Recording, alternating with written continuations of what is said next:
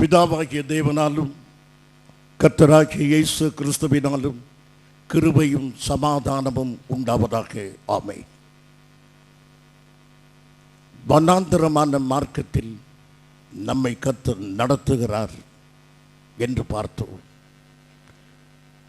நாம் சந்திக்கிற வறுமை, நம் சரீரத்தை பிடிக்கிற வியாதி, திடீரென்று ஏற்படுகிற பிரச்சனைகள் தேவன் அனுமதிக்கும் வனாந்தரங்கள்.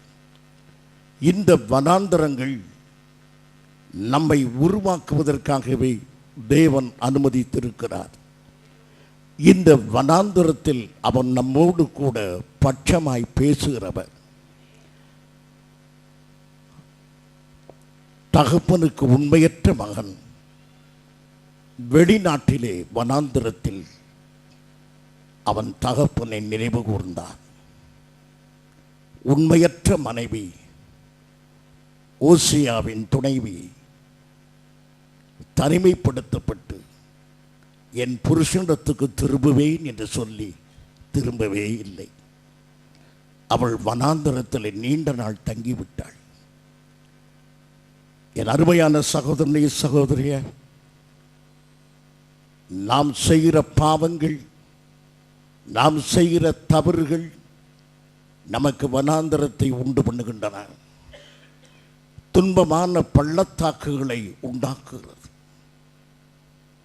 இந்த நாளில் அருமையானவர்களே, பாவத்தின் நிமித்தமோ தவறான காரியங்கள் நிமித்தமோ வேத சத்தியத்தை சரியாக கடைபிடிக்காத நிர்பந்தமான நிலையினோ நமக்கு நெருக்கங்கள் உண்டாயிருக்கலாம். இந்த நெருக்கத்தோடு இந்த ஆராதனைக்கு நீங்கள் வந்திருப்பீர்கள். ஆகோரின் பள்ளத்தாக்கு, துன்பத்தின் பள்ளத்தாக்கு. இந்த துன்பத்தின் பள்ளத்தாக்கை சந்தித்து இந்த ஆராதனைக்கு வந்திருக்கிற தேவ பிள்ளையே, எதிர்காலத்தை குறித்த கவலை, இனி என்னுடைய வாழ்க்கை எப்படி அமையும், என் மகளுடைய எதிர்காலம் என்ன, என் மகனுடைய எதிர்காலம் என்ன, கலக்கத்தோடும் பயத்தோடும் நீங்கள் துயரத்தின் பள்ளத்தாக்கை கடந்து கொண்டு இருப்பீர்களானால் வேதம் சொல்லுகிறது, ஆகோரின் பள்ளத்தாக்கை நம்பிக்கையின் வாசலாக திறப்பே.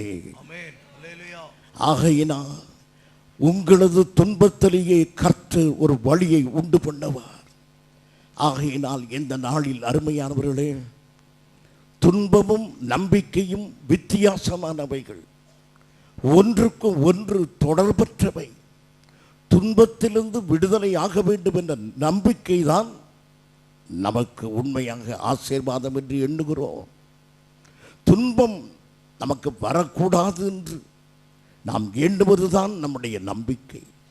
ஆனால் வேதம் வித்தியாசமாய் சொல்கிறது, உன் துன்பமே நம்பிக்கையாய் மாறிவிடும் என்று. துன்பமும் நம்பிக்கையும், the troubling and hope are contrary to each other. We cannot combine them together. இந்த இரண்டுமே ஒன்றுக்கு ஒன்று எதிரடையானவைகள். இவைகளை ஒன்றாக இணைத்து பார்க்க முடியாது. ஆனால் துன்பத்தையும் நம்பிக்கையும் தேவன் இணைக்கிறார். இப்பொழுது தேவன் இணைத்ததை மனிதன் பிரிக்காதிருப்பானாக. ஆகவே இந்த காலை வேளையில் என்னுடைய துன்பத்துக்கு பதிலாக நம்பிக்கை அல்ல, என் சங்கடத்துக்கு பதிலாக சந்தோஷம் அல்ல, என் துன்பமே நம்பிக்கையாக மாறும், என்னுடைய சங்கடமே சந்தோஷமாக மாறும். அது நம்முடைய அறிவுக்கு எட்டவில்லை. It passes our understanding. We don't understand. நமக்கு அது புரியவில்லை. ஆனால் தேவனது வழி. என் அருமையான சகோதரனே, சகோதரிய, இன்றைக்கு பலவிதமான நெருக்கம், இப்படி நடந்து விட்டது, இப்படி நடக்கிறது, இந்த தவறு செய்ய குடும்பத்தில் இருக்கிறது என்றெல்லாம் மனம் பேதலித்து சங்கடத்தில் இருக்கிற உங்களுக்கு சொல்லுவேன், இந்த துன்பத்தையே கர்த்தர் நம்பிக்கையின் வாசலாக மாற்றுவார். நிச்சயமாகவே தேவன் கிரியை செய்வார். அருமையானவர்களே, ஆகையினால் நீங்கள் சமாதானமாக இருங்கள். அருமையானவர்களே, இந்த அகோரின் பள்ளத்தாக்கு என்றால் என்னவென்றால், இஸ்ரவேல் ஜனங்கள் வாக்குத்தத்த நாட்டை நோக்கி நடந்து போகும் பொழுது எரிகோவின் வீழ்ச்சிக்கு பிறகு ஆண்டவர் சொல்லியிருந்தார், சாபத்தீடான ஒன்றையும் நீங்கள் தொடாதீர்கள் என்று. ஆகான் என்பவன் சாபத்தீடான பாபிலோன் சால்வை, வெள்ளி, பொன் இவைகளை எடுத்து ஒழித்து வைத்தான். வெள்ளி தவறல்ல, பொன் தவறல்ல, சால்வை தவறல்ல. தேவன் எடுக்க வேண்டாம் என்று சொன்னதை எடுத்ததினாலே உலகத்தோடு ஒத்துப்போகிற தன்மை, தேவனுக்கு கீழ்ப்படியாத நிலைமை, இதனால் இஸ்ரவேல் கடும் துன்பத்துக்குள்ளாயிற்று. ஆயி பட்டணத்தில் இருதயம் கரைந்து ஓடுபடியாய் அவர்கள் பயங்கரமான தோல்வியை சந்தித்து தேவன் அவளை கைவிட்டார் என்று சொல்லும்படியான பரிதாபமான நிலைமைக்கு காரணம் ஆகானின் பொல்லாத வேலை என்று கேட்கும் என் அருமையான சகோதரனே, சகோதரியே, இந்த நாளிலும் உங்கள் குடும்பம் தலைகுனிய, உங்கள் பெற்றோர்கள் சமாதானத்தை இழந்து போக, நீங்களும் வேதனையோடு உட்கார்ந்திருக்க நீங்கள் செய்த காரியமே காரணமாக இருக்கின்றனவா? நீங்கள் சொன்ன சொல், எழுதிய கடிதம், பேசிய பேச்சு, நடந்த நடைகள் குடும்பத்தையே தகர்க்கும்படியான நிலையை உண்டு பண்ணிட்டா. நீ வருத்தப்படுகிறாயா? உன் பாவத்தை உணர்கிறாயா? இப்படி செய்து விட்டேனே, இப்படி நடந்து விட்டதே, இப்படி சொல்லிவிட்டேனே, இப்படி எழுதிவிட்டேனே என்று உன் இருதயம் இப்பொழுது கலங்குகிறதா? அந்த கலக்கத்தை இயேசுவினுடைய பாதத்தில் வை. அப்பொழுது நம்பிக்கையின் வாசலை கர்த்தர் உனக்கு திறப்பார்.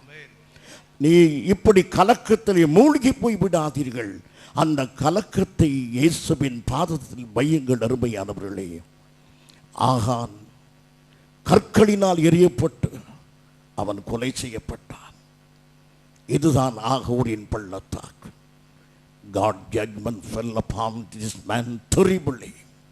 தேவனது தண்டனை பலமாக இவன் மீது இறங்கியது. ஆகூரின் பள்ளத்தாக்கு நியாய தீர்ப்பின் பள்ளத்தாக்கு, மரணத்தின் பள்ளத்தாக்கு, சஞ்சலத்தின் பள்ளத்தாக்கு. அப்படிப்பட்ட பள்ளத்தாக்கை இப்பொழுது தேவன் சொல்லுகிறார், உனக்கு நம்பிக்கையின் வாசலாக தருவேன் என்று இஸ்ரவேல் ஜனங்களுக்கு சொன்ன தேவன் நமக்கும் இந்த வார்த்தைகளை தருகிறார். அடுத்ததாக இந்த ஆகோரின் பள்ளத்தாக்கு எங்கே இருக்கிறது என்றால், ஏசாயா 65ஆம் அதிகாரம் 10ஆம் வசனம். என்னை தேடுகிற என் ஜனத்துக்கு சாரோன் ஆட்டு தொழுவமாகவும் ஆகோரின் பள்ளத்தாக்கு மாட்டு கிடையாகவும் இருக்கும்.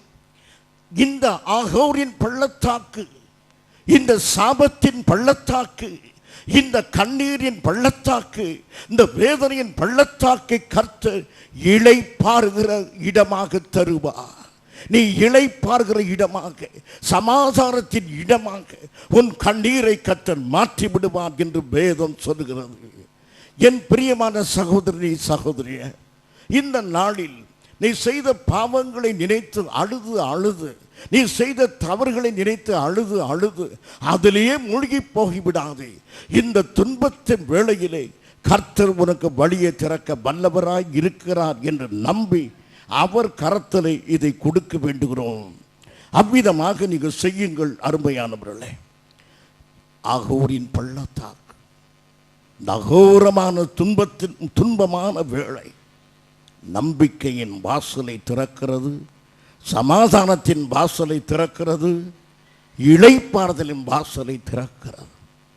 மன சஞ்சலமும் பாரமும் கவலையும் வேதனையும் நிறைந்தவர்களாக இந்த ஆராதனையில் உட்கார்ந்திருக்கிற உங்களுக்கு உங்கள் துன்பமே சமாதானத்தின் வாசலாக மாறிவிடும் என்று இயேசு கிறிஸ்துவினுடைய நாமத்திலே சொல்கிறேன். அருமையானவர்களே, எப்படி இந்த துன்பம் உண்டாகிறது, எப்படி இந்த துன்பம் வாசலாக மாறப்போகிறது? மத்தேயு சுவிசேஷம் 7ஆம் அதிகாரம் 13ஆம் வசனம். மத்தேயு 7 வாசல் வழியாய் உட்பிரவேசியுங்கள், கேட்டுக்கு போகிற வாசல் விரிவும் வழி விசாலமுமாய் இருக்கிறது, அதன் வழியாய் பிரவேசிக்கிறவர்கள் அநேகர். கேட்டுக்கு போகிற வழி விசாலமானது, பாவத்தின் வழி விசாலமானது. பாவமே ஒரு மனிதனுக்கு துன்பத்தை தந்து விடாது. சட்டங்களை மீறி பணத்தை சம்பாதிக்கிறவர்கள், லஞ்ச லாவணியத்தில் ஈடுபடுகிற அரசியல் அதிகாரிகள், அமைச்சர்கள் அதை செய்யும் போது அவர்கள் சந்தோஷமாக இருக்கிறார்கள். அவர்கள் ஏராளமான செல்வத்தை பெருக்கும் போதும், மாட மாளிகை கூட கோபுரங்களை கட்டும் போதும், ஆஸ்தியை பெருக பண்ணும் போதும் அவர்கள் சந்தோஷமாக இருக்கிறார்கள். பாவம் அவர்களுக்கு துக்கத்தை தரவில்லை, பாவம் துன்பத்தை தராது. அசுத்தமான உறவோடு ஒரு பெண்ணோடு வாழ்கிறவன் அந்த அசுத்தமான உறவிலே சந்தோஷமாகத்தான் இருக்கிறான். அவன் சரீரம் கூட சந்தோஷம் அடைகிறது. அந்த பாவம் அவனை துன்பப்படுத்துகிறது இல்லை. பணத்தை அநியாயமாக சம்பாதிப்பது துன்பமாக இல்லை. தவறான உறவிலே ஒரு பெண்ணோடு ஆணோடு இருப்பது துன்பமாக இல்லை. அப்படியானால் துன்பம் எப்போது உண்டாகிறது? whenever God takes the disciplinary action. நம்முடைய தேவன் பாவத்தின் மீது நடவடிக்கை எடுக்கும் போதுதான் துன்பம் உண்டாகிறது. கெட்ட குமாரன் தூர தேசத்துக்கு போய் பணத்தை செலவழிக்கும் போது சந்தோஷம். ஆனால் பணம் குறைவுபடும் போது பன்றி சின்னம் தவிடாது தனக்கு கிடைக்காமல் போக செய்தது பிதாவின் கரம். இதுதான் அவனை ஒழுங்குபடுத்துகிற கரம், அவனை சிக்ஷிக்கிற கரம். இந்த சிக்ஷை தான் அவனுக்கு துன்பமாக இருந்தது. பணம் செலவழித்ததோ, வீட்டை விட்டு ஓடி வந்ததோ, பணத்தை பெற்றுக்கொண்டது எல்லாம் பாவமாக இருந்தாலும் அவைகள் துன்பத்தை தரவில்லை. தேவன் ஒழுங்கு நடவடிக்கை எடுக்கும் பொழுது நல்ல மனசாட்சி உள்ளவர்களுக்கு துன்பம் உண்டாகிறது. அதுபோல ஓசியாவின் மனைவி, an unfaithful woman, அவள் நம்பிக்கை துரோகம் செய்து பலரோடு வாழ்கிறாள். அவளும் கூட அவளுக்கு பலமான நெருக்கம் உண்டாகிறது. கெட்ட குமாரனுக்குள்ள நெருக்கம் எப்படி என்றால், லூக்கா சுவிசேஷம் 15ஆம் அதிகாரம் 18ஆம் வசனத்தில் அவன் அகலமான பாதை நெருக்கத்துக்குள்ளாய் விடுகிறது. இப்போது வாசியுங்கள். நான் எழுந்து என் தகப்பனிடத்திற்கு போய், தகப்பனே, பரத்துக்கு விரோதமாகவும். அதுக்கு முந்தின வசனம் அவனுக்கு நெருக்கமாகிறது.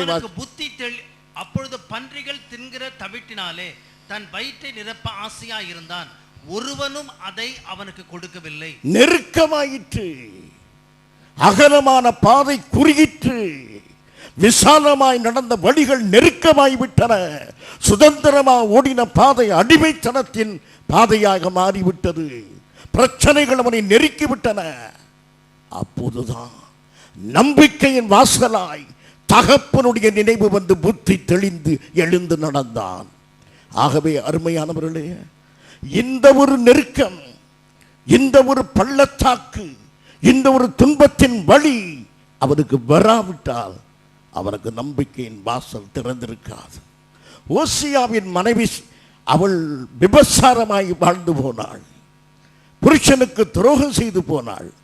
ஓசியா 2ஆம் அதிகாரம் 12ஆம் வசனம் இப்படியாக சொல்லுகிறது. என் நேசர்கள் எனக்கு கொடுத்த பணயம் என்று அவள் சொன்ன அவனுடைய திராட்சை செடிகளையும் அவளுடைய அத்தி மரங்களையும் நான் பாழாக்கி அவைகளை காடாய் போக பண்ணுவேன், காட்டு மிருகங்கள் அவைகளை தின்னும்.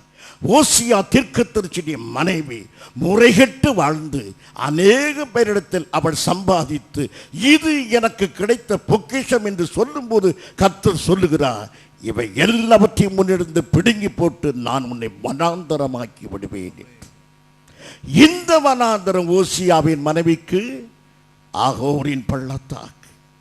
இந்த பள்ளத்தாக்கு நேரத்தில் தான் சத்தம் கேட்கிறது, உனக்கு நான் நம்பிக்கையின் வாசலை திறப்பேன்.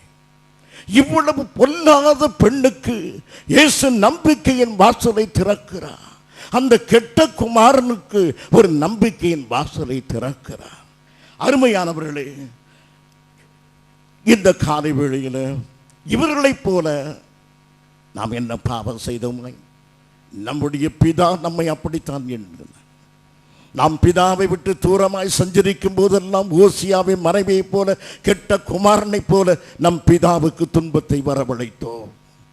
அப்படி இருதயம் வேதனையினால் நிறைந்தது.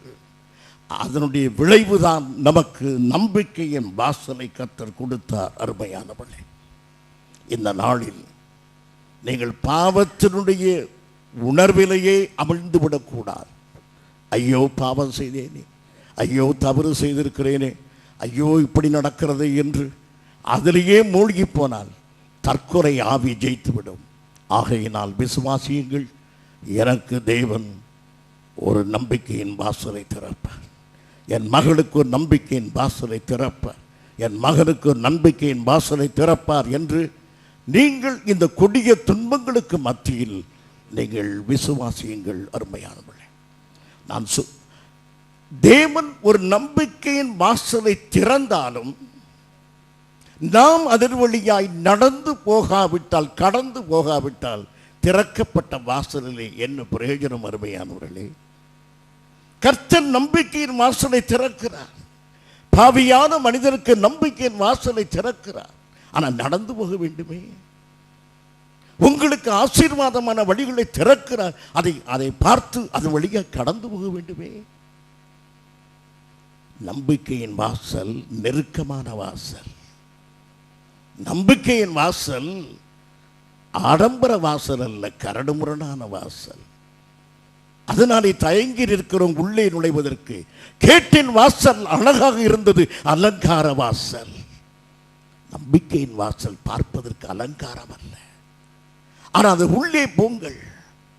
ஆசீர்வாதமான சாரோன், ஆசீர்வாதமான ஒலிவு தோப்புகள் நல்ல நம்பிக்கையோடு நமக்கு பிறக்கின்றன. ஆகவே உள்ளே போக மனதில்லாமல் இருந்து என்ன பிரயோஜனம்? நான் எழுந்து என் தகப்பன் வீட்டுக்கு போவேன் என்று எழுந்து நடந்ததினாலே நம்பிக்கையின் வாசலுக்குள்ளே அவன் வந்தான். அவன் ஆசீர்வாதத்தை பெற்றான். என் முந்தைய புருஷனிடத்தில் நான் போவேன். I will return to my former husband. என்னுடைய முதல் கணவரிடத்துக்கு நான் போகிறேன் என்று ஓசியா மனைவி கோமேர் சொன்னாள். ஆனால் போகவே இல்லையே, அவள் மனம் திரும்பவே இல்லையே. நம்பிக்கையின் வாசல் திறக்கிறது. ஓசியா அவளை ஏற்றுக்கொள்ள மனதுள்ளவனாயிருக்கிறார். பாவிகளாய், அக்கிரமக்காரர்களாய், பொல்லாதவர்களாய் ஜீவித்த நம்மையெல்லாம் ஏற்றுக்கொள்ள நம்முடைய பரம பிதா, நம்முடைய கர்த்தராகிய இயேசு கிறிஸ்து நம்பிக்கையின் வாசலை நமக்கு திறந்து ஆவலோடு காத்திருக்கிறார். நாம் உள்ளே போகவில்லையே. ரட்சிக்கப்பட்ட உங்களுக்கு தான் நான் சொல்கிறேன், இந்த நாளிலும் அநேக கட்டளைகளுக்கு மீறி நடக்கிறது என்ன? அநேக உபதேசங்களை காற்றிலே பறக்க விடுகிறது என்ன? கற்பனைக்கு தூரமாய் சஞ்சரிக்கிறது என்ன? பிதாவின் உள்ளத்தில் வருத்தத்தை கொண்டு வந்தோமே, அவருடைய கண்களிலே கண்ணீரை வரவழைத்திருக்கிறோமே. ஓசியா கலங்கி நிற்கிறது போல, தன் கண்ணெதிரே தன் மனைவி மாற்றானோடு உட்கார்ந்திருப்பதை பார்க்கிற அவன் கண்கள் கலங்கியிருப்பது போல, செவ்வாய்க்கிழமை வெறுவாய் என்றும் புதன்கிழமை நல்ல நாள் என்றும் பலவித நம்பிக்கையில் அலையும் போது பிதாவின் கண்கள் கலங்குகின்றன. என் ஜனங்களே, என் நீதியின் வார்த்தைகளை நம்புவதற்கு பதிலாக மூடத்தனத்தினுடைய காரியங்களை நம்பி இருக்கும் போது நான் என்ன சொல்வது உங்களை பற்றி என்று பிதா கண் கலங்க மாட்டாரா? உலக நம்பிக்கையை எடுக்கும்போது அது ஆவிக்குரிய வேசித்தனமாக இருக்கும் என்று பிதா கவலைப்படுகிறாரே. என்னை கேட்கும் அருமையான சகோதரி சகோதரிகள், சத்திய மார்க்கத்தில் உறுதியாய் நடக்கிறீர்களா? வேத வசனத்தை வாழ்க்கையில் எப்போதும் தரித்துக் கொண்டவர்களாக இருக்கிறீர்களா? குறிப்பேடுகளிலே எழுதி வைத்து விட்ட வாழ்க்கை நெறிமுறைக்கு தூர எறிந்து போட்ட மக்கள் இந்த சபையிலே இல்லையா? சந்தர்ப்பங்களிலே உபதேசங்களுக்கு விடை கொடுத்து விட்டு இஷ்டம் போல நடப்பே என்று சொல்லுகிறவர்கள் ஆவிக்குரிய சபையிலே இல்லையா? என் அருமையான சகோதரனே சகோதரிய, தென்னிந்திய திருச்சபைகளை குறை சொல்லுகிறோம். அவர்களிடத்தில் அந்நிய பாசை இல்லை என்று. என் அந்நிய பாசை பேசுகிற என் அருமையான சகோதரனே சகோதரி, நீ தேவனுக்கு அந்நியராக போகவில்லையா? சத்திய மார்க்கத்தை தூர எரிந்து போட்ட நாட்கள் உங்கள் வாழ்க்கையிலே இல்லையா? ஓசியா தன்னுடைய மனைவி எப்போது திரும்ப வருவாள் என்று காத்திருக்கிற விசாலமான உள்ளமுடைய அவனை போல நம்முடைய பிதா என் பிள்ளைகள் எப்போது வருவார்கள், எப்போது சத்தியத்துக்குள் வருவார்கள் என்று ஆவலாய் காத்திருக்கிறார். என் பிரியமான சகோதரி சகோதரிய, நீ ஒரு நுழைவு வாசலுக்குள்ளே இப்போது போகிறாய், ஒரு திறக்கப்பட்ட ஒரு வாசலுக்குள்ளே இப்போது போகிறாய். சற்று நில். அந்த வாசல் என்ன? நீ திடீரென்று பிரவேசிக்கிறாய். அந்த வாசல் என்ன? அது என் கர்த்தர் திறந்த நம்பிக்கையின் வாசல் அல்லவா? இல்லை, நன்றாக கவனி. அது திறந்த வாசல், ஆனால் உனக்காக திறக்கப்பட்ட வாசல் அல்ல. அது என்ன? அப்போஸ்தலர் நடபடிகள் 16ஆம் அதிகாரம் 26ஆம் வசனம். அப்போஸ்தலர் நடபடிகள் 16. சடுதியிலே சிறைச்சாலையின் அஸ்திபாரங்கள் அசையும்படியாக பூமி மிகவும் அதிர்ந்தது. உடனே கதவுகள் எல்லாம் திறந்துண்டது, எல்லாருடைய கட்டுகளும் கழன்று போயிற்று. கதவுகள் திறந்தன. சிறைச்சாலையில் கதவு திறந்தது. தேவன் தான் இந்த கதவை திறந்தார். ஆனால் தேவ மனுஷனாகிய பவுலுக்கு செய்தி, பவுலே, நீ வெளியே போவதற்கு இந்த வாசல் திறக்கப்படவில்லை. சத்தியம் உள்ளே வருவதற்காக வாசலை திறந்திருக்கிறேன். நீ வெளியே போய்விடாதே. பகுத்து அறியுங்கள் அருமையானவர்களே. தேவனே திறந்திருந்தாலும் நான் உள்ளே போவதற்கு திறந்திருக்கிறாரா என்பதை நீங்கள் கவனியுங்கள் அருமையான. நம்பிக்கையின் வாசல் நாம் உள்ளே போவதற்காக திறந்திருக்கிறார். இதோ உனக்கு முன்பு நான் திறந்த வாசலை வைத்திருக்கிறேன். திருச்சபைக்கு முன்பு வைத்திருக்கிறார், ஊழியம் செய்வதற்காக.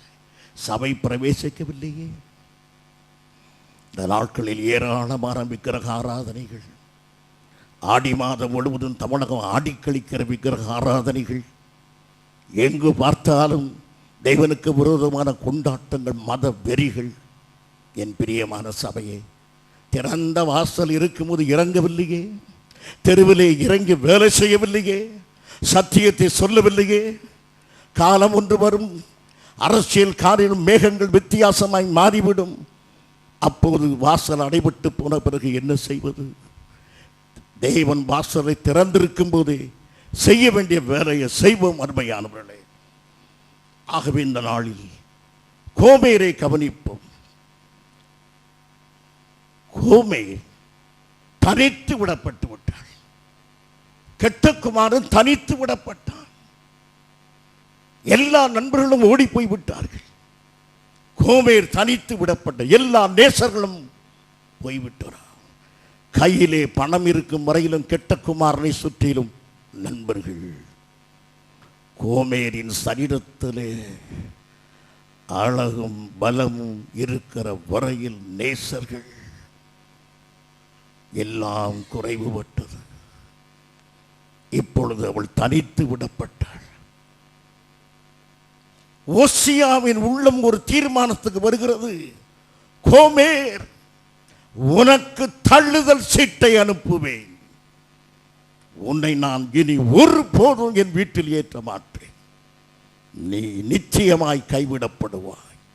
இதுதான் தேவன் மனிதனுக்கு செய்ய வேண்டிய நியாயம். நம்முடைய கடந்த காலத்தை எண்ணி பார்ப்போம். நம்மை பிதாவாகிய தேவன் இயேசு கிறிஸ்துவ மூலமாக ஏற்றுக்கொள்வதற்கு என்ன நியாயம்? ஏன் நம்மை ஏற்றுக்கொள்ள வேண்டும்? நம்மை தள்ளி விடுவதற்கு அவர் உரிமை உண்டு. நம்மை தூரமாய் தள்ளி விடுவதற்கு தேவனுக்கு உரிமை உண்டு. ஓசியாவுக்கு முழு உரிமை உண்டு. கோமேர், இந்த வீட்டு வாசற்படியை மிதிக்காதே. அதே உரிமை பிதாவாகிய தேவனுக்கு கர்த்தராகிய இயேசு கிறிஸ்துவுக்கு உண்டு. என்னை பார்த்து அப்பா என்று கூப்பிடாதே, இரட்சகரே என்று என்னை அழைக்காதே என்று சொல்வதற்கு உரிமை உண்டு. அவ்வளவு மாறுபாடாக நிறைந்தோம், அவ்வளவு தாறுமாறாக நம்முடைய வாழ்க்கை இருந்தது.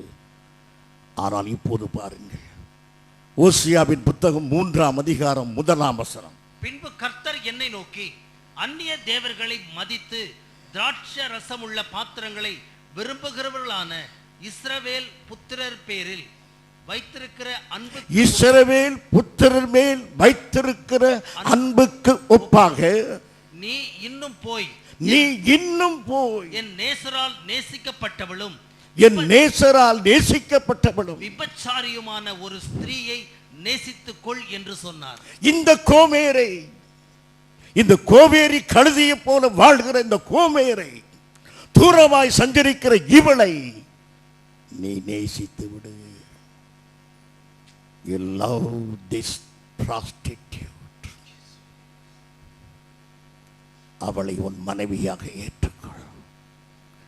இது பிதாவின் எதிரொலி. எந்த மனிதனாவது இவ்வளவு மோசமான ஒரு பெண்ணை தன் வாழ்க்கை துணைவியாக மறுபடி ஏற்றுக்கொள்வாரா? அப்படி ஏற்றுக்கொண்ட ஒருவரை நாம் தான் மதிப்போமா? ஆனா இந்த காரியத்தை செய்தது யார்? பிதாவாகிய தேவன். கெட்டுப்போன நம்மை அவருக்கு மனமாட்டி ஆக்கினார். பாவத்தில் விழுந்த நம்மை அவருக்கு மனவாட்டி ஆக்கினார். வழி தப்பி போன இஸ்ரவேல் தேசத்தை தனக்கு மனைவியாக்கி கொண்டார் பிதாவாகிய தேவன். இந்த மாபெரும் அன்பு, இந்த அன்பு, இந்த நேசத்தை அறிந்து கொள்வதற்குத்தான் ஓசியா மூலமாக வெளிப்படுத்துகிறார். பிரியமானவர்களே, ஓசியா தயங்கி இருப்பான். ஓசியா என்ன சொல்லியிருப்பான்? ஆண்டவரே, என்னாலே முடியாது, இந்த பெண்ணை இனி ஏற்றுக்கொள்ள முடியாது, என் மகளோடு பேச மாட்டேன். அப்படி சொல்லுகிறீர்களா? என் மகனோடு இனி எனக்கு உறவே கிடையாது, என் புருஷனோடு நான் பேச மாட்டேன், என் மனைவி எனக்கு வேண்டாம். இப்படி எல்லாம் முடிவுக்கு வரும்போது ஆண்டவர் சொல்லுகிறார், நீ இன்னும் போய் அவளை நேசி. Go again and love her. திரும்பவும் போ, இன்னமும் போ. நான் பேச மாட்டேன் என்று பிள்ளைகளுடைய பாவத்தின் நிமித்தமாக ஆத்திரப்பட்டு இருக்கிற பெற்றோர்களே, இன்னும் கொஞ்சம் நேசியுங்கள். நம் தகப்பன் நம்மை நேசிக்கவில்லையா? பிள்ளைகள் மீது கடுமையான நடவடிக்கை எடுக்காதீர்கள். அவள் செய்தது பாவம்தான், அவள் செய்தது குற்றம்தான் என்றால் தெய்வீக அன்பை காட்டுங்கள், பாவத்தை கண்டீங்க. கர்த்தர் ஒருபோதும் பாவத்தை சகித்துக் கொள்ளவே மாட்டார். நீங்களும் சகித்துக் கொள்ளாதீர்கள். பரவாயில்லை, என் மகள் செய்கிறது, உலகம் செய்கிறது, என் மகள் செய்ய, அப்படி சொல்லாதீர்கள். பாவத்துக்கு விரோதமாக வைராக்கியமாகிறீர்கள், ஆனால் பாவியை நேசியுங்கள். கோமேருடைய விபச்சாரம் தேவனுக்கு பொறுக்க முடியாத குற்றம். கோமேர் தேவனுக்கு பிரியமான பாத்திரம். என் அருமையான சகோதரனே, சகோதரியா, பாவத்தை வெறுக்கிற நீ பாவியை நேசிக்க வேண்டுமே. ஆகையினால் யார் யார் எந்த அக்கிரமம் செய்தாலும் அவளை மன்னிப்பதற்கு உங்கள் இருதயங்கள் ஆயத்தமாக இருக்க வேண்டும். இன்னும் போய் பேசுங்கள். அந்த சகோதரிடத்தை நான் பேசவே மாட்டேன், இன்னும் போங்க. இல்லை, என் முகத்துக்கு நேரே வாசலை அடைத்த கதவை அடைத்தா இன்னும் கொஞ்சம் தட்டுங்கள். இதுதான் ஓசியாவுக்கு தேவன் சொன்னது. நமக்கும் கர்த்தர் அதை சொல்லுகிறார். ஆம் பிரியமான, இப்படியெல்லாம் செய்வதனாலே என்ன லாபம்? நம்பிக்கையின் வாசல் திறக்கும். குடும்பத்தில் நம்பிக்கையின் வாசலை திறப்பதற்கு நீங்கள் எல்லாரும் இந்த வழிகளில் வர வேண்டும். அருமையானவர்களே, பொதுவாக நாம் சொல்லுகிறோம், என் மனதிலே விசாரம் அதிகம் என்று சொல்லுவோம். ஒரு மனைவி இல்லாத ஒரு புருஷன் இருக்கிறான் வைத்துக் கொள்வோம். அவனுடைய பிள்ளைகள் தவறு செய்கிறார்கள். அப்போ அவன் சொல்வான், என் மனைவியினுடைய மனபாரமும் என்னுடைய மனபாரமும் சேர்ந்து என் இருதயத்தில் டபுள் போர்ஷனாக இருக்கிறது. 2 பங்கு துன்பத்தை அனுபவிக்கிறேன். என் பிள்ளை நிமித்தமாக என் மனைவி சுமக்க வேண்டிய கவலையும் நான் சுமக்கிறேன் என்று என் மனைவி இல்லையே, அதனால் நான் சுமக்கிறேன் என்று அவன் சொல்வான். ஆனால் அது பொய்.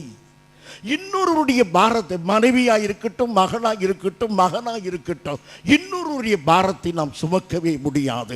நாம் எல்லாருமே நம்முடைய கவலைகளை மாத்திரமே தான் சுமக்கிறோம். ஆனால் உலகத்தில் உள்ள அத்தனை மக்களுடைய விசாரங்கள் வருத்தங்கள், சங்கடங்கள், கவலைகள் எல்லாவற்றையும் சுமக்கிற இருதயம் பிதாவின் இருதயம். அந்த இருதயம் சொல்கிறது, இன்னும் போய் நேசியுங்கள். விசாரத்தின் உச்சக்கட்டத்தில் இருக்கிற தேவன், கவலை மிகுந்த நம்முடைய கர்த்தர், அவர் சொல்லுகிற வார்த்தை, நீங்கள் இன்னும் போங்கள். ஓசியா 3ஆம் அதிகாரம் 2ஆம் வசனம். அப்பொழுது நான் அவளை எனக்கு 15 வெள்ளி காசுக்கும். இப்பொழுது புறப்பட்டு விட்டான். யாரை வாங்குவதற்கு? தன் மனைவியை. மனைவியை வாங்குவதற்கு போகிறான். பெண் பார்க்க போனவன் இப்போது ஸ்திரியை வாங்க போகிறான். நம்ம எங்கேயாவது சொல்லுவோமா, என் மகளுக்கு என் மகனுக்கு ஒரு மாப்பிள்ளை பெண் வாங்க போகிறேன் என்று? வரதட்சணை கொடுமையினாலே அப்படி சரியாக இருந்தாலும் உண்மையிலே அது சரியில்லை தான். நம் யாரையும் வாங்குவதில்லை. ஆனால் என்ன வாசிகள் எப்படி வாங்குகிறான் பாருங்கள். எனக்கு 15 வெள்ளி காசுக்கும். 15 வெள்ளிக்காசு அது யாருடைய விலை? 30 வெள்ளிக்காசு யாருக்குள்ள விலை? அடிமையின் விலை. அது இயேசுவுக்கு கொடுத்தார்கள். அது அடிமையின் விலை. இது எத்தனை காசு? 15 வெள்ளி. அப்படியானால் ஒரு அடிமைக்கு கொடுக்கிற விலையில் பாதி. அடிமையை விட கேவலம், ஒரு அடிமை விட கேவலமான கோமேர். அதோடு என்ன கொடுக்கிறான் வாசியுங்கள். 1.5 கலம் வார்கோதுமையும் கொண்டு. 1.5 கலம் வார்கோதுமை. அது என்ன தெரியுமா? அடிமைக்கு கொடுக்கிற ஒரு நாள் உணவு, ration, daily ration for a slave. எவ்வளவு அற்பமான காரியம்! ஒரு அடிமையின் விலையில் பாதி. ஒரு அடிமைக்கு அளக்கப்படுகிற சராசரி உணவு. இதை கொண்டு யாரை வாங்கி இருக்கிறான்? மனைவி. ஓசியா போகும்போது பின்னாலே கோமேர் வருகிறான் வைத்துக் கொள்வோம். உலகம் என்ன சொல்லும்? ஒரு கலம் வார்கோதுமை போகிறது, பாதி அடிமை போகிறாள். அருமையானவர்களே, கேவலமாக பேசுவார்கள். ஆனால் ஓசியா கம்பீரமாக நடந்து போகிறான். ஓசியா சொல்லுகிறான், இது என் மனைவி. ஆனால் உலகம் சொல்லுகிறது, வார்கோதுமைக்கும் 15 வெள்ளிக்காசுக்கும் மீட்கப்பட்ட அற்பமான ஒரு பெண். நம்மை நம் கர்த்தர் மீட்கும் போது விலையேறப்பெற்ற இரத்தத்தினால் நம்மை மீட்டெடுத்து இந்த உலகத்தில் நம்மை விலையேற பெற்றவர்களாய் கர்த்தர் வைத்திருக்கிறார். கோமேன் மீட்கப்பட்டது போது அல்ல, நாம் கோமேதகத்தை போல நாங்கள் மீட்கப்பட்டிருக்கிறோம். விலையேற பெற்றவர்களாய் கர்த்தர். நாம் எல்லாரும் விலையேற பெற்றவள் என்று நம்புகிறோம். கரவுயர்த்தி கர்த்தரை ஸ்தோத்திரம் பண்ணுவோம். ஸ்தோத்திரம் ஆண்டவர். நாம் விலையேற. We are precious in the sight of God. We have been redeemed by such a precious blood of Jesus. இயேசு கிறிஸ்துவினுடைய விலையேற பெற்ற இரத்தத்தினாலே மீட்கப்பட்டிருக்கிறோம். ஆம் பிரியமானவர்களே, ஆகவே லோ ஸ்டாண்டர்ட் உலகம் இப்படித்தான் எண்ணுகிறது. இவ்வளவு மோசமான நிலையில் கோமேரை எண்ணுகிறது. அப்பேற்பட்ட மக்களாக இருந்து நம்மை எல்லாம் கர்த்தர் மீட்டு எடுத்திருக்கிறார். 3ஆம் வசனம் வாசியுங்கள். அவளை நோக்கி, நீ வேசித்தனம் பண்ணாமலும். இப்போது புருஷன் மனைவிக்கு சொல்லுகிற ஆலோசனையை பாருங்கள். எந்த வீட்டிலாவது இப்படி இருக்குமா?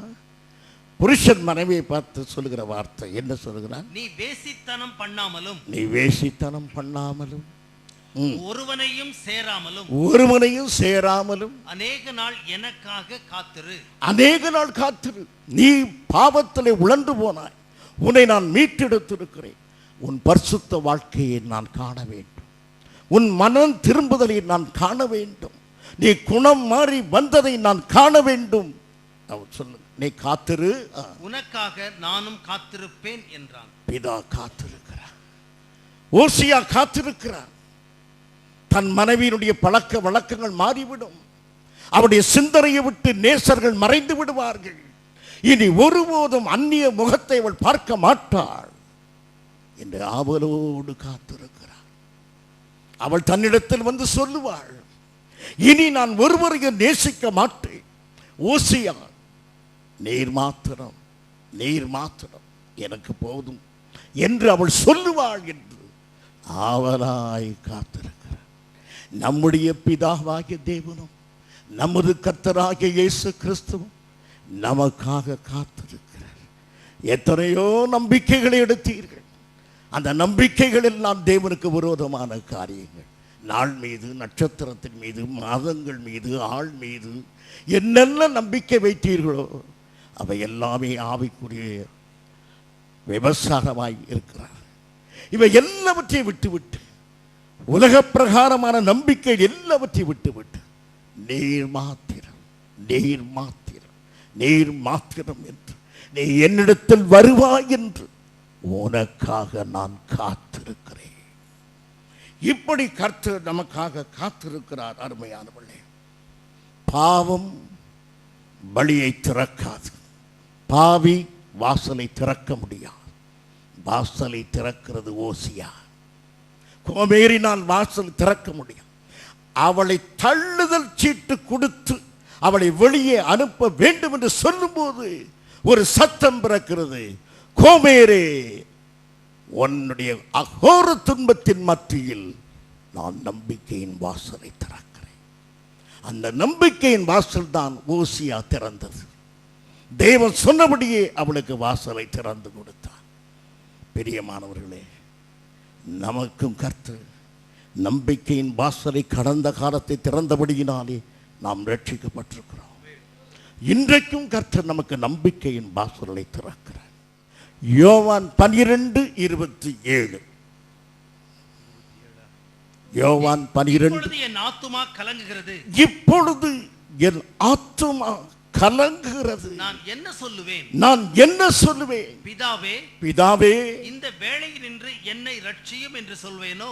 இந்த வேளையிலிருந்து என்னை ரட்சியும் என்று சொல்வேனோ? ஆகிலும் இதற்காகவே இந்த வேளைக்குள் வந்தேன். உலகத்தினுடைய பாவம் முழுவதும் ஒரு பாத்திரத்தில் அவருக்கு கொடுக்கப்படுகிறது. சர்வ உலகத்தின் பாவம் இயேசு கிறிஸ்துவுக்கு கொடுக்கப்படுகிறது. இந்த பாத்திரத்தில் என் குமாரனை பானம் பண்ணு. அவருடைய இருதயம் கலங்குகிறது. இயேசுடைய இருதயம் துடிக்கிறது. ஐயோ, இந்த உலகத்தின் பாவத்தை நான் குடிப்பதா? இந்த வேளையிலிருந்து என்னை ரட்சியும் பிதாவே, நான் இதை குடிக்க மாட்டேன். அப்படி சொல்வேனோ, அப்படி சொல்லிவிடுவேனோ என்று எண்ணுகிறேன். என பாவம் அவ்வளவு அகோரம். இயேசு கிறிஸ்துவினாலே ஒரு பாவியை தாங்கிக் கொள்ள முடியும், பாவத்தை தாங்கிக் கொள்ள முடியாது. பொங்கி வரும் காட்டாறு அவர் வார்த்தைக்கு அடங்கும். எரிமலைகள் அவருடைய சொல்லிலே அடங்கிவிடும். உலகத்தின் பாத்திரமாகிய பாவம் அவருக்கு முன்பு பெரிய பிரச்சனையாக இருக்கிறது. நீர் பானம் பண்ணத்தான் வேண்டும் என்று பரலோகத்தின் கட்டளை. என் பிரியமான சகோதரனே, சகோதரி, இந்த கொடிய துன்பத்துக்குள் இருக்கிறார். நமக்கு தள்ளுதல் சீட்டு கொடுக்கப்படுகிற நேரம், பிதா தன் குமாரனுக்கு இந்த பாத்திரத்தை கொடுக்கும் போது குமாரன் அந்த பாத்திரத்தை எடுத்து வேண்டாம் என்று தள்ளுவதற்கு குமாரனுக்கு அதிகாரம் உண்டு. அப்படி தள்ளினால் கோமேராகிய நம் எல்லாருக்கும் தள்ளுதல் சீட்டு வேண்டாம் என்று ஆண்டவர் என்ன செய்கிறார்? 32 இப்பொழுது இந்த உலகத்திற்கு நியாய தீர்ப்பு உண்டாகிறது. இப்பொழுது இந்த உலகத்துக்கு உலகம் தள்ளப்பட போகிறது. வாசியுங்கள். இப்பொழுதே இந்த உலகத்தின் அதிபதி புறம்பாக தள்ளப்படுவான். நியாய தீர்ப்பு சாத்தானுக்கு. சாத்தானை புறம்பே தள்ளுகிறேன், உங்களை அல்ல. சாத்தானை புறம்பே தள்ளுகிறேன், உலகத்துக்கு நியாய தீர்ப்பு கொண்டு வருகிறேன். நான் பூமியிலிருந்து உயர்த்தப்பட்டிருக்கும் பொழுது, நான் பூமியிலிருந்து உயர்த்தப்பட்டிருக்கும் பொழுது எல்லாரையும் என்னிடத்தில் இழுத்துக் கொள்வேன் என்றார். எல்லாரையும் என்னிடத்தில் இழுத்துக் கொள்வேன். அந்த அகோர துன்பத்தில் நம்பிக்கையின் வாசல் திறந்தது. நாம் யாவரும் ரட்சிக்கப்பட்டோம். அந்த கொடிய இருதயத்தின் வேதனையில் தான் ஆண்டவர் சொல்லுகிறார், நான் உயர்த்தப்படும் போது உங்க எல்லாரையும் நான் சேர்த்துக் கொள்வேன் என்று. அப்படித்தான் அகோர துன்பத்துக்கு மத்தியிலே என் தேவன் சிலுவையிலே தொங்கும் போது நம் எல்லாருக்கும் நம்பிக்கையின் வாசல் திறந்தது. கிறிஸ்துவின் நிமித்தமாக அகோர துன்பப்படுகிறீர்களா? உங்கள் நிமித்தமாக மற்றவர்களுக்கு நம்பிக்கையின் வாசல் திறக்கப்படும். உங்களுக்கும் நம்பிக்கையின் வாசல் திறக்கப்படும். ஆகையினாலே சமாதானமாய் இருங்கள். அருமையானவர்களே, வழக்கமாய் உங்களுக்கு சொன்ன ஒரு சம்பவத்தை திரும்பவும் சொல்லி முடிக்க விரும்புகிறேன். வீட்டுக்கு அடங்காத ஒரு மகள், வாலிப பெண். எத்தனை சொன்னாலும் அவள் கீழ்ப்படியவில்லை. வீட்டை விட்டு வெகு தூரம் சென்று விட்டாள். அவள் மனம் போல வாழ்ந்தாள். யவ்வனமும் செல்வமும் அவனிடத்தில் இருக்கிற வரையிலும் பாவ வழிகளிலே அவள் நடந்தாள். மனம் போன போக்கிலே சஞ்சரித்தாள். காலச்சக்கரம் சுழன்றது. வாலிபம் விடைபெற்றது. அழகு அவளை விட்டு நீங்கியது. எல்லாரும் அவளை கைவிட்டார்கள். அப்பொழுது ஒரு நாள், என் அம்மா வீட்டிற்கு நான் போவேன் என்று தீர்மானம் பண்ணினாள். ஒரு நாள் ராத்திரி ஊரடங்கிய வேளையில், காரிருள் நேரம், யாருமே இல்லை, அவளை கவனிக்காத நேரம், அந்த கிராமத்துக்குள்ளே மெதுவாக நடந்தாள். தட்டு தடுமாறி தன் வீட்டை கண்டுபிடித்தாள். வீட்டின் கதவு அடைத்திருக்கிறது. தாய் இருப்பாளா, மரித்து போயிருப்பாளா, என்ன செய்திருப்பாள்? கலக்கத்தோடு எப்படி தட்டுவது, யார் காதிலும் விழுந்து விடக்கூடாது என்று மெதுவாக கதவை தள்ளினாள். கதவு திறந்து விட்டது. மங்கலாக ஒரு விளக்கு எரிகிறது. கட்டிலே மெலிந்த உருவமாய் தாய் படுத்திருக்கிறாள். உடனே இவள், அம்மா, மகளே, பா மகளே, ஏன் அம்மா கதவை திறந்து வைத்து படுத்திருக்கிறாய் ராத்திரி? என் மகளே, என்றாவது நீ மனம் திரும்பி என்னிடத்தில் வருவாய் என்று நான் காத்திருந்தேன்.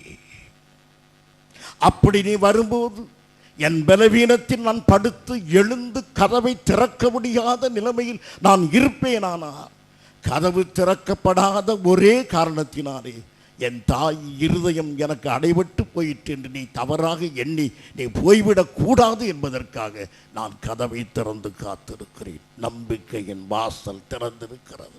பரலோகத்தின் நம்பிக்கை வாசல் திறந்திருக்கிறது. இந்த உலகத்தில் ஆசீர்வாத நம்பிக்கையின் வாசல் திறந்திருக்கிறது. சாரோனின் பள்ளத்தாக்கு திறந்திருக்கிறது. சமாதானத்தின் வாசல் திறந்திருக்கிறது. உள்ளே பிரவேசிக்க மனதுள்ளவளாக இருப்போமாக. ஜெபம் பண்ணுவோம். எங்கள் அருமையான பிதாவே, உம்முடைய அன்பின் குமாரனும் எங்கள் அருமை இரட்சகருமான இயேசு கிறிஸ்துவுடைய நாமத்திலே வருகிறோம். ஆகூரின் பள்ளத்தாக்கை நம்பிக்கையின் வாசலாக திறந்த உமது அன்பு கரத்துக்கு நாங்கள் முத்தமிடுகிறோம்.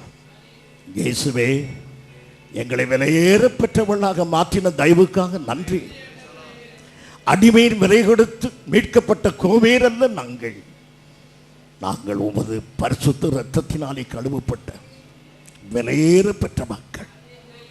எங்களுக்கு நம்பிக்கையின் வாசல் அனுதினமும் திறந்து கொண்டே இருப்பதற்காக நன்றி ஆண்டவரே. நாங்கள் வழி தப்பி போக மாட்டோம். இந்த வாசல் வழியாய் வருவோம். ஆசீர்வாதங்களை சுதந்திரிப்போம். ஒவ்வொருவரையும் ஆசீர்வதியும். உம்முடைய கிருபைகள் அவளோடு கூட இருப்பதாக இயேசுவின் நாமத்தில் வேண்டுகிறோம். ஜீவன் உள்ள பிதாவே, ஆமென். என் ஆத்துமாவே கர்த்தரை ஸ்தோத்திரை. என் முழு உள்ளமே அவர் பரிசுத்த நாமத்தை ஸ்தோத்திரை. என் ஆத்துமாவே கர்த்தரை ஸ்தோத்திரை. அவர் செய்த சகல உபகாரங்களை மறவாதே. ஆமென்.